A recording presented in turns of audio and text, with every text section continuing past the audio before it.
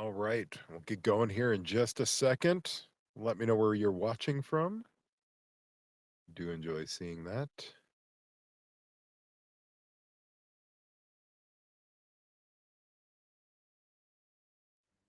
See how that looks. All right. I think it looks all right. Greetings, everybody. We made it.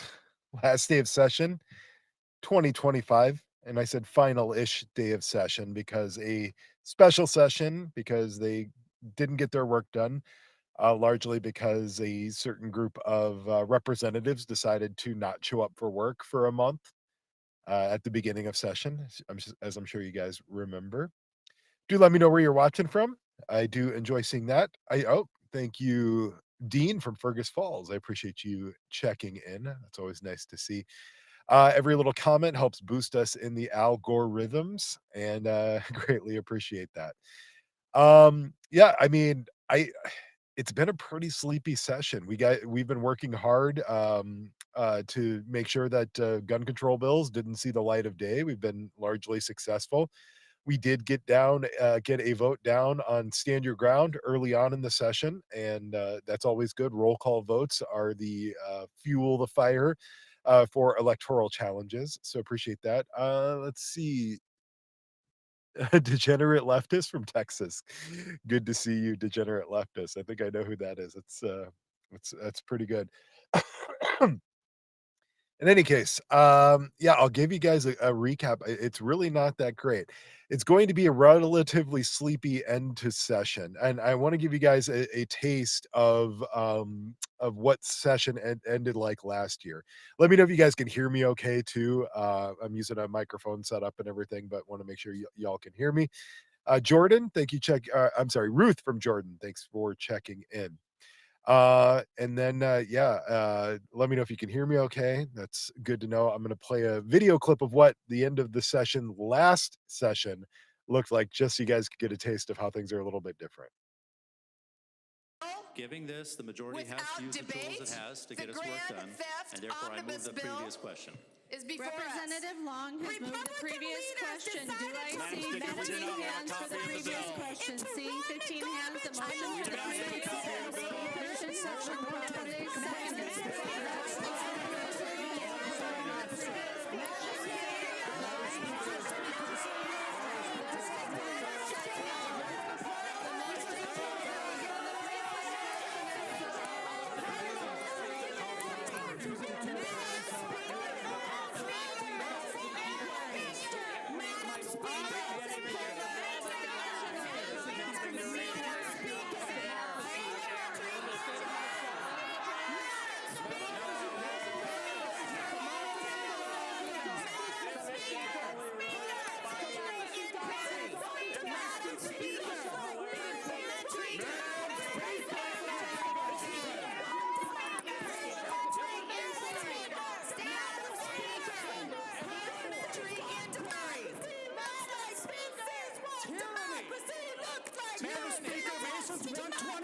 Complaints against the presiding officer. I request a new presiding officer.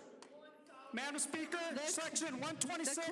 I request a new presiding officer that recognizes the voice of the minority. Madam Speaker, parliamentary inquiry.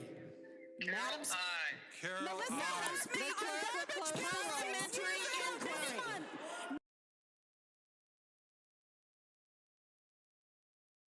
So that happened. So yeah, Cass, we don't get to relive that this session, but what we did get to relive is the fact that we are suing them over that, because buried into that bill that was introduced in the final minutes of session, crammed through, sent over to the Senate with just a few minutes left of the legislative session, amidst very similar objections.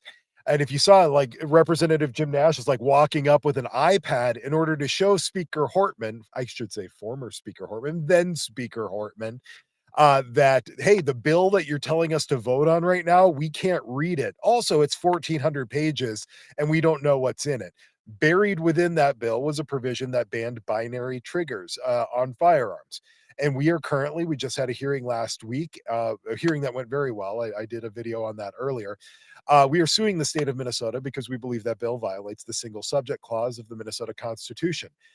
And we have some information to submit to the court, and I'm very optimistic about a summary judgment in our favor.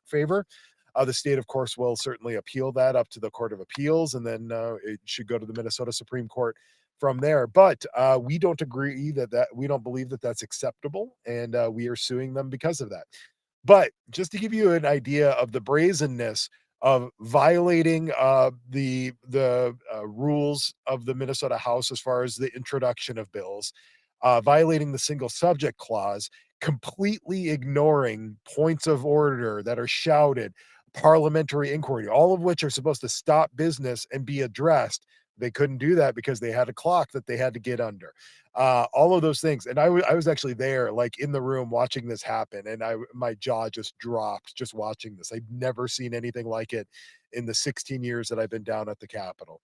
But here was the attitude of the House Democrats when that happened.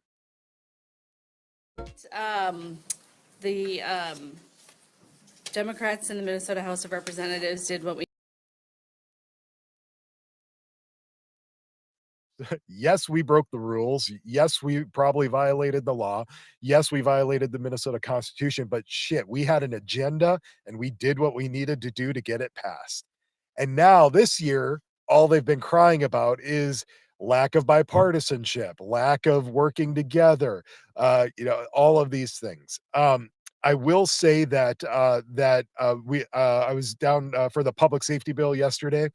And the public safety bill, which is the one that we're usually most nervous about controlling gun control provisions, passed off the House floor, and no gun control provisions. So, it's with the way that things are. And I know that everybody, we enjoy fighting as much as we can, but with Governor Walz in the governor's office, with Democrats having control of the Minnesota Senate and a tie in the Minnesota House, getting through with no gun control is a win. You can't throw a touchdown every play. Sometimes you get a first down. Sometimes you get a turnover and then you live to fight another day. We have the ball back again next session, so we look forward to pushing and fighting more next session, and we will continue to do so. And then we also have our court battles. And let me tell you, we are getting all sorts of touchdowns and first downs and wins in the court. If you guys aren't aware, we did win our lawsuit against Keith Ellison for violating the rights of 18, 19, and 20-year-old adults to exercise their right to bear arms in Minnesota. That went all the way up to the Supreme Court. We won at the trial court level. We won twice at the Court of Appeals, the 8th Circuit Court of Appeals, and then we won before SCOTUS. And finally, Keith Ellison is needed to take his ball and go home and admit that 18, 19, and 20-year-olds can have exercised the right to carry. We have had a few counties that we have had issues with not processing applications. I must say, great credit to the staff and the sheriffs of those counties. One quick phone call is all it took, and I was able to make sure that they got it. Particularly, gosh, why can't I remember the Olmsted County Sheriff? Torgerson, Sheriff Torgerson. He took initiative to correct it immediately and then called me multiple times. I was in court, so I couldn't get back to him, but he called me, texted me, and then called me again. Is like, hey, I wanted you to know I took care of this. So he did really great work there, and that's all we can ask for. I mean, there are violations of your constitutional rights that are blatantly intentional, in effort to infringe your rights. There are some that are just bureaucratic, where somebody's following somebody's rules. And then there's some that are just ignorant, where, oh shit, I didn't know that. And once I figured that out, I took care of it. And that seemed to be the case in this instance. And I thank Sheriff Torgerson for taking swift action to correct those issues for the residents of Olmsted County and the people in the city of Rochester. So that was great. A couple other issues have popped up. Again, very similar things. The sheriffs were very quick to act. So I have actively no complaints right now.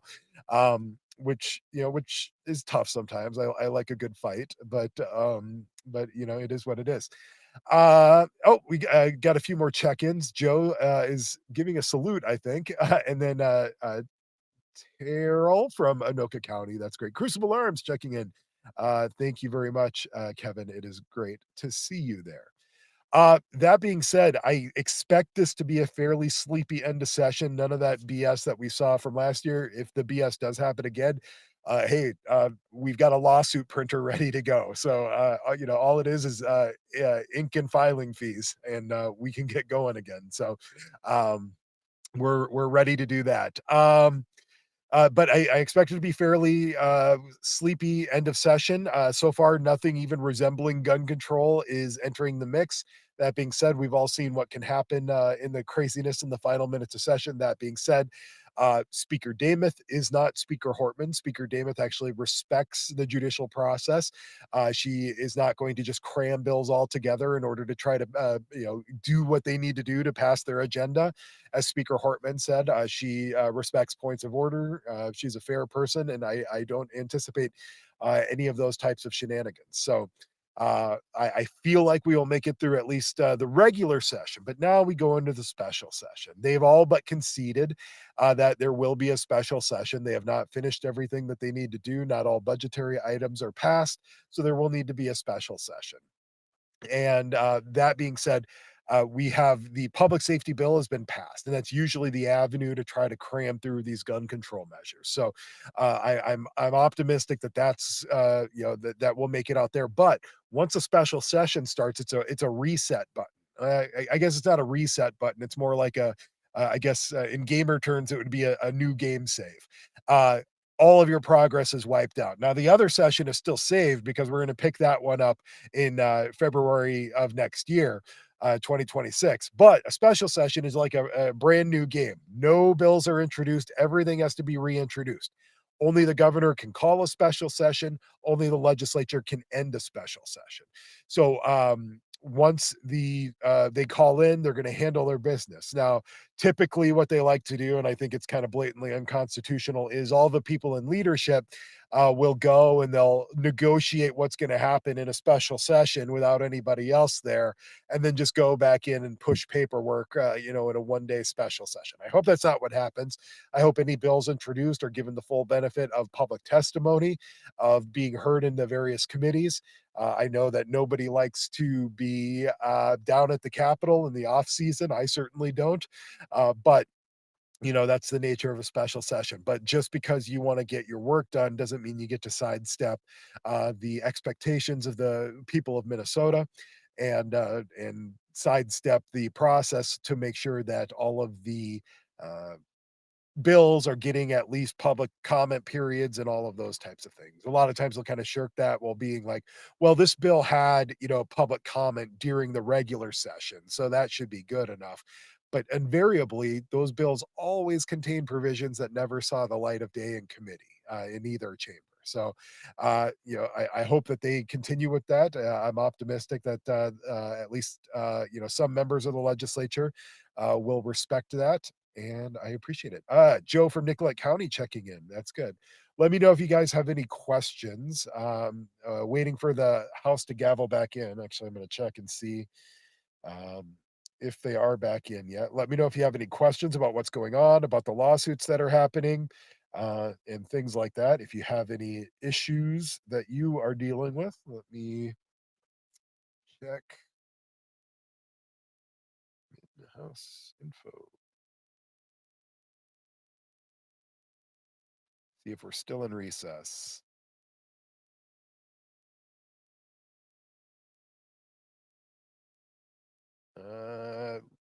Call of the speaker. So that's fun. In recess to the call of the speaker. That's my life. All right. Let's see. Forced reset trigger lawsuit potentially. Right now, there needs to be a finding that they are in fact illegal under Minnesota law. That's not readily apparent, so we would need an injured party in order to bring a lawsuit like that. These ones are tough when we're kind of dealing with these tangential issues because for smaller issues, it's not too much expense to litigate it. But to get something that's ultimately going to have to go all the way up to the U.S. Supreme Court, you're talking at least a $1 million investment, and that's a lot of our members' money. That's we are trying to be very good stewards of our members and supporters' money. We don't spend money in other states that you guys are donating to us. We know when when you donate to us, you're expecting us to fight on behalf of all Minnesota gun owners. So it's not that these issues aren't important, but when we take on a lawsuit, something that's going to have to incur hundreds of thousands of dollars, if not $1 million of legal fees, we have to be prepared. We have to pick the things that are going to have the largest benefit to the most number of people. And sometimes we have to pick some low hanging fruit. I think with the Brune decision, that gave us very low hanging fruit to continue to push for 18, 19, and 20-year-olds. Accessories, there are some differing circuit opinions on that. There's a circuit split. There's not necessarily as clean of an avenue for that with something like binary triggers on a Second Amendment defense or forced reset triggers. So we need to look at the things that will have the largest number of impacts so that we're investing our donors' money. When you guys donate to us, we make sure that it's benefiting you. We're not shipping it off to other states or other fake organizations. We're not using it to run ads against other Second Amendment groups like some other alleged pro-gun groups will do. We spend it where it's going to do the most good. And as important as that is, if somebody wants to write us a blank check and say, take this fight all the way to the Supreme Court, we will take that fight all the way to the Supreme Court. But absent that, we need to be good stewards and make sure that the money that you guys give us is going forth to the most good, because spending all that money and losing isn't a good investment. Yes, Cass. No Facebook ads against other alleged Second Amendment groups trying to protect their sandboxes. So nothing like that you'll see from us. So hope that helps, Gus. Important issue, something that if there is a clear avenue to success, we will certainly take that up. Keeping an eye on things here. All right, what else have we got here? Show up for the first, yeah. Cass is commenting that people should show up for the first month. That probably would have got us into a better position as far as the budget goes. So beyond that, we are still waiting for the Supreme Court's decision in Vagel. For those of you who don't recall, that right now there is an opinion of some county attorneys that possessing any firearm in Minnesota without a serial number is a felony. Now, when you actually look at the text of that statute, makes a lot of references to the NFA, the National Firearms Act, which to me and most people who look at the law objectively, that they're talking about NFA items, which are required to be serialized, which have a mechanism that require their serialization. Serialization, right? I think I said that. There is so they've got the law now that says, well, hey, this means that we can criminalize anybody who possesses a firearm without a serial number. Now, firearms without serial numbers have been in lawful circulation forever, as long as Minnesota has been a state. And up until 1968, firearms didn't even require a serial number that were commercially made. If you guys inherited an old shotgun from your grandpa, there's a good chance it doesn't have a serial number. Shit, the Minnesota DNR sells seized firearms at auction. You will see that the DNR's auction site has unserialized firearms that they have been selling for years. And they now, all of a sudden, because privately manufactured firearms are growing in prominence, now all of a sudden that these it's illegal to possess any firearm with a serial number. They had Supreme Court arguments on that 6 months ago, 8 months ago. It's been a long time. And a case that we've been following with, and that I've been supporting and doing some legal work for out of Sherburne County. We're waiting on that decision to see if what the state's position on this. We're waiting on the Minnesota Supreme Court to rule if that statute is unconstitutionally vague. we think it is. So that's a fun one. Guessing shotgun zone got stuck in committee.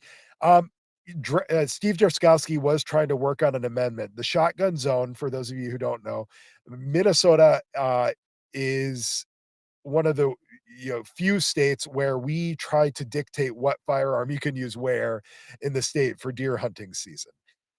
Now, if you are in the northern half of the state, well, I guess it's about northern third of the state, maybe 40% of the state. If you're in that area, you can use a rifle, a shotgun, a pistol, whatever. You're good to go. If you're in the lower 2/3 of the state, the only firearms you can use for deer season are shotguns and pistols. Shotguns and pistols. That's it. Now we've been working for years, and it took me years to actually get the DNR on board with this to show them, look, you guys, your conservation officers are confused about this. The public is confused about this. Now you have rifle caliber firearms that are being put into into um, into what am I thinking? Pistol form factors. Some people build like AR pistols in rifle calibers in order to go deer hunting in these zones, and it's just ridiculous. Furthermore, what's ridiculous is you can target shoot year round in these areas with rifles. Like you can, if you live out in a property where you could target shoot 100% year round, you can target shoot with these. You can go coyote hunting with these with rifles across the state. But for some reason, if you replace your target with a deer or the coyote with a deer, now we could have to limit you to a shotgun or a pistol in 2/3 of the state. It's ridiculous. The rule was never actually put in out of any safety or bullet travel or anything like that. The reason that it was put in was because they wanted to limit the number of deer that you could take. And they figured, well, dang, if you're out in the open farmland with a rifle, you could just mow deer down all day long and not have an issue.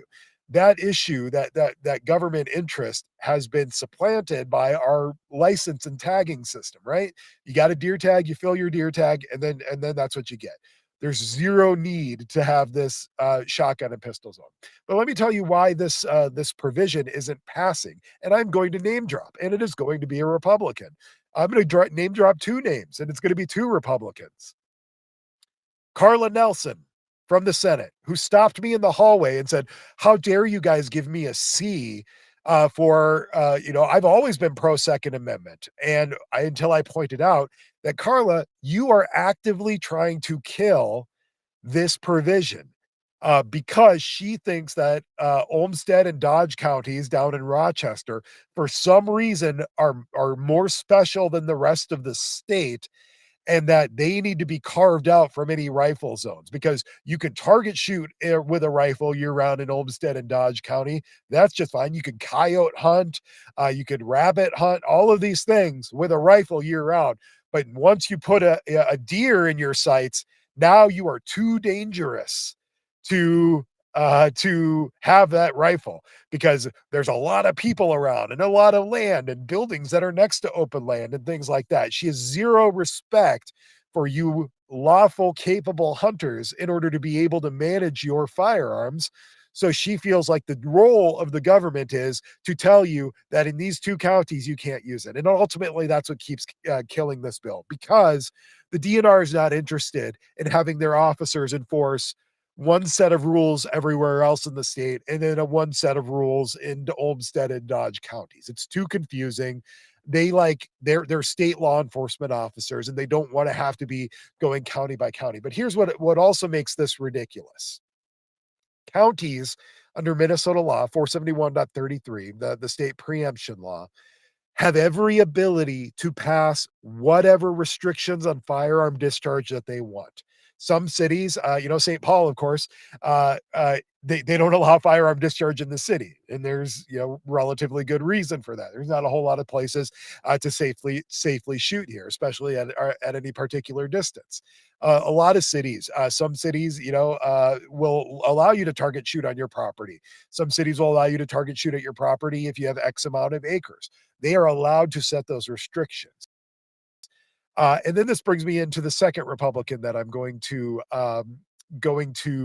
name drop here. David Senja, who is a former senator, and this was his baby too. Him and Carla Nelson, they were peas in a pod on this, thinking that you hunters are too stupid and too inept to safely shoot at your target and to know what's behind it in Olmsted and Dodge counties. That if we let you deer hunt down there, forget the fact again that you could target hunt. You could shoot targets, you could shoot coyotes, you could shoot rabbits with rifles, all of that's fine. But if you put a deer in your sights, all of a sudden you become stupid and incompetent in their eyes, and you can't lawfully hunt. So if you want to give Senator Carla Nelson a call, please do so, and thank her for once again killing this provision with her stupid, ill-thought, ill-conceived, ignorant position that you as a hunter are not safe enough to shoot once it's deer season. And because David Senjum, who is now on the Board of Commissioners, former senator, now on the Board of Commissioners for either Olmsted or Dodge County, I really don't care, that he doesn't want to take the heat for having to pass a county ordinance, because that means that he's going to be on the hook, that you constituents are going to look at him and say, Dave, Commissioner Senjum, why did you pass this ordinance that says I can't shoot rifles during deer season? And then he has to be held accountable for that. No. He doesn't want that. Instead, he wants the state to come and carve out Olmsted and Dodge County from state law so that he doesn't have to face the wrath of citizens for his vote at a county level. He gets to wash his hands and say, it's just state law. That's all that it is. So I am not afraid to name drop them. Carla Nelson can grab me in the hallways and complain about her C. Frankly, it should be worse. I might be advocating for her to get an F this time around, because she is the one person who is stopping us from being able to pass this bill that affects hunters statewide. And we have explained it to her. I've explained it to her in committee. The DNR has explained it to committee and has told her that you can pass these ordinances. Like, you don't need a carve out. These cities and counties can pass ordinances regulating the discharge of firearms. It's one of the only types of firearm laws that they can pass at the city and county level. Yet she doesn't want her buddy Dave Senjum to have to be held accountable for passing these ordinances. So she's holding firm. And these are, alleged Republicans that are once again ending your ability to use firearms for deer hunting statewide, or use rifles for deer hunting statewide. So that's what it is. Patrick, thank you for your hard work, Rob. I hunt in Stearns County. Excellent. You hunt coyotes and you're 243 or you're 223 or you're 308, whatever you're using for those coyotes. I'm betting, Patrick, that you shoot just as safe when it's not deer season as you do when it's deer season. That's just my take. But it's one of these archaic laws. If you guys have any other questions, let me know. I'll recap kind of what I've talked about this far. I'm still waiting for the House to gavel back into session, waiting till the call of the speaker. But we right now we had a victory with our 18 to 20-year-old lawsuit. If you guys remember that, we are anticipating a victory with the lawsuit on the omnibus bill that we passed or that was passed last year, that we took all the way up to the district court, suing them for violation of Minnesota single subject law that states that in the Minnesota Constitution, all bills have to address a single subject. And omnibus bills have frequently got around this by saying, well, the title of the bill is what sets the subject. And the title of this bill is the operations and finance of state government. And we're challenging, saying that, okay, you could call it that, but these provisions that were passed have nothing to do with the operations of state government. We had our hearing last week that went very well. The judges asked for some clarification on standing grounds that the state challenged, which we are getting to them, and we will keep that going. Big shout out to the Upper Midwest Law Center for their help on that case. I appreciate their partnership on this issue. And then end of session. It's been a bit of a sleepy session. We did get roll call votes early on in the session for stand your ground, stand your ground light, I guess I would call it.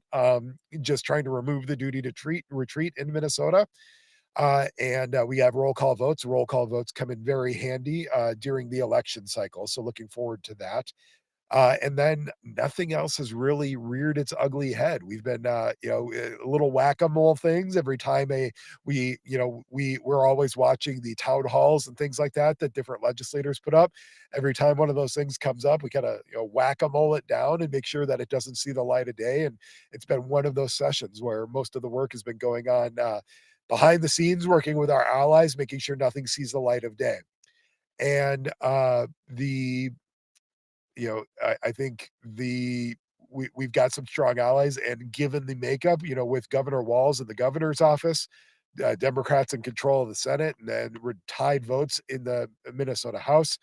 We've done pretty well keeping everything at bay. I think next year's an election year. We've got some new things that we want to keep pushing, and we will keep pushing that. I've got some new ideas. Some legislators are carrying those, and we'll keep pushing forward. So.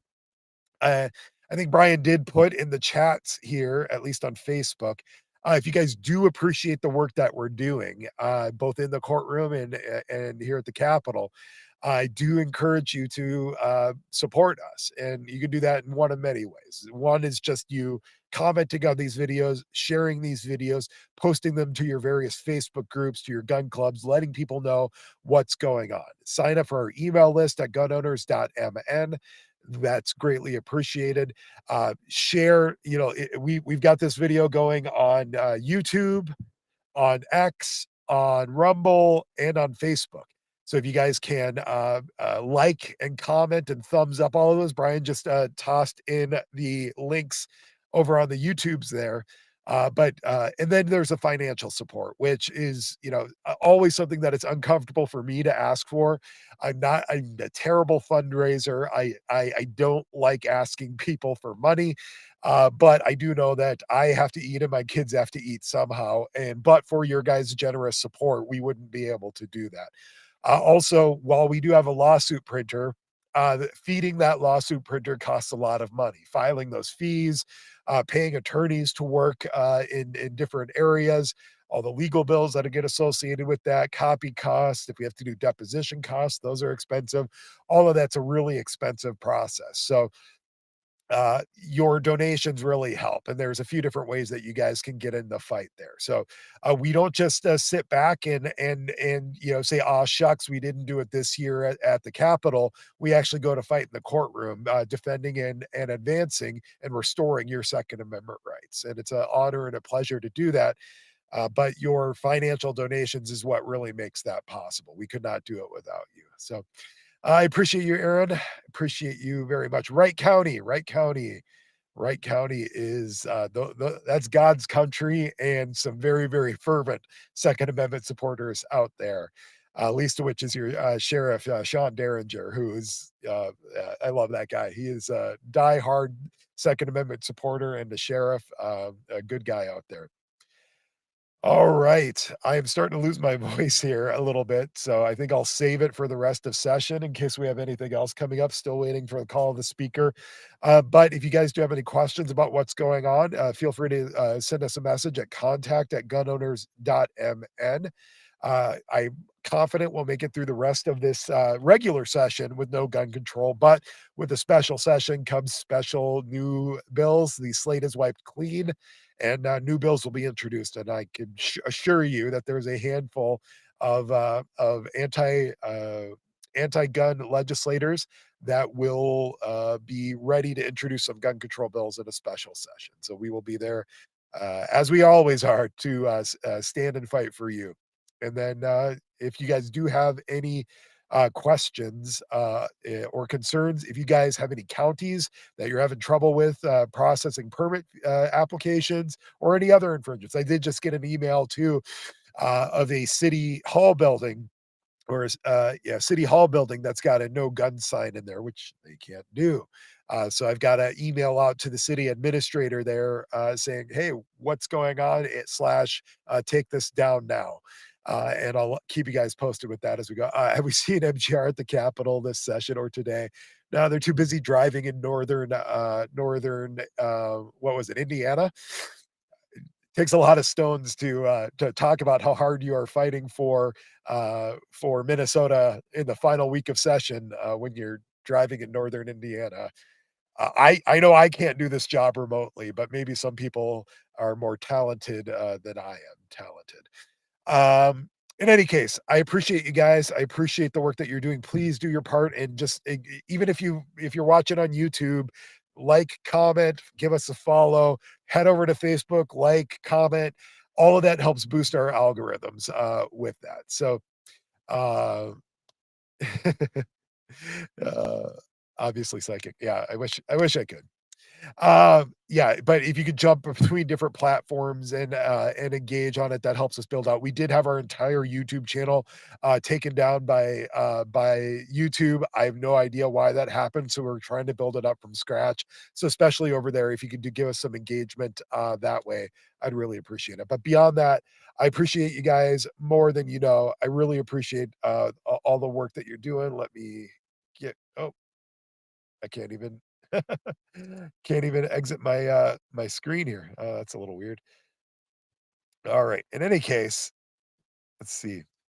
I'll figure out how to end this in a second, but I really appreciate you guys. Appreciate all the support you've given us this session. I know it's been a bit of a sleepy session. I have not had a ton to report to you guys, but sometimes no news is good news. And when we have no news, that sometimes could be the best of both worlds, given the legislative session and the legislative makeup that we have at that particular time. I'm going to leave you guys again with just the remembering of what happened at the last legislative session, how we ended that. Let me get my finger out of the camera here. Let me show you just as a reminder of the way that things could be, and also exactly why we're suing the state of Minnesota. We're suing Governor Walz because of it stuff like this that they're doing. And remember, one, this isn't happening this year under Speaker Dameth, which it's why you guys support us, why we stay in the fight, is to protect you against bull crap like this. Thanks, you guys. I'll check in once if we have any more news or at the end of session here. Giving this, the majority has to use the tools it has to get its work done, and therefore I move the previous question. Representative Long has moved the previous question. Do I see 15 hands for the previous question? See 15 hands. The motion to the previous section 126, seconded.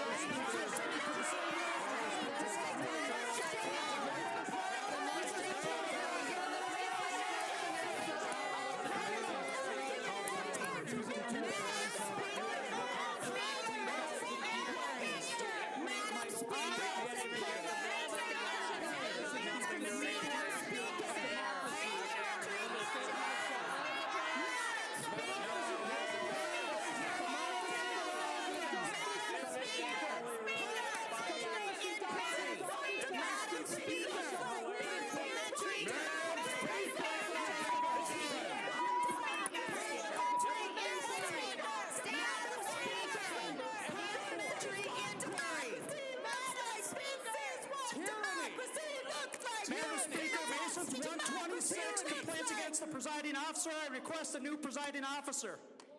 Madam Speaker, section 126. I request a new presiding officer that recognizes the voice of the minority. Madam Speaker, parliamentary inquiry. Madam Speaker. The clerk will close the roll.